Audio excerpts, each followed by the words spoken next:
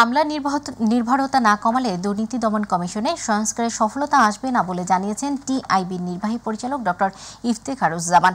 জাতীয় নির্বাচনের পরেও দুদক সংস্কারের ধারাবাহিকতা ধরে রাখার পরামর্শ তার। আন্তর্জাতিক দুর্নীতি মুক্ত দিবস উপলক্ষে জাতীয় সংসদ ভবনের সামনে টিআইবি আয়োজিত সচেতনতামূলক মানববন্ধনে এসব কথা বলেন তিনি। তুলে ধরেন বিগত ১৬ বছরের দুর্নীতির চিত্র।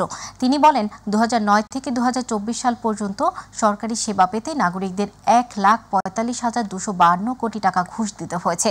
দুর্নীতি বন্ধ করতে হলে দুদকের নতুন কমিশনকে রাজনৈতিক প্রভাব মুক্ত রাখারও পরামর্শ দেন ইফতেখারুজ্জামান। তাতে আবার নতুন করে প্রমাণিত হয়েছে যে আমাদের প্রজন্ম যেটা গত ৫৪ বছরের পারেনি, বাংলাদেশের তরুণ প্রজন্ম সেটা করে দেখিয়েছে এবং নতুন সম্ভাবনা সৃষ্টি হয়েছে। যেমন এই যে আন্দোলন, তার কিন্তু অন্তর্নিহিত বিষয়টা ছিল দুর্নীতির বিরুদ্ধে একটা জোরালো সোচ্চার ভূমিকা। তার কারণ হচ্ছে কর্তৃত্ববাদের বাংলাদেশে বিকাশ হয়েছিল দুর্নীতির সুযোগ সৃষ্টি করার জন্য, দুর্নীতিকে জবাবদিহিতা দেওয়ার জন্য। সেই কারণে রাষ্ট্র কাঠামোকে দখল করা হয়েছিল, দুর্নীতি দমন কমিশনের মতো প্রতিষ্ঠানকে অকার্যকর করে দেওয়া হয়েছিল। সেই অবস্থার পরিবর্তনের জন্য তরুণ প্রজন্ম যে সুযোগ তৈরি করে দিয়েছে, আমাদের পুরো জাতিকে সেই লক্ষ্যে কাজ করতে হবে এবং এমন একটা পরিবেশ সৃষ্টি করতে হবে যাতে করে একদিক থেকে দুর্নীতি দমন কমিশন কার্যকর হয়, অন্যদিক থেকে শুধু দুর্নীতি দমন কমিশন একা কোনো দেশে দুর্নীতি নিয়ন্ত্রণ করতে পারে না।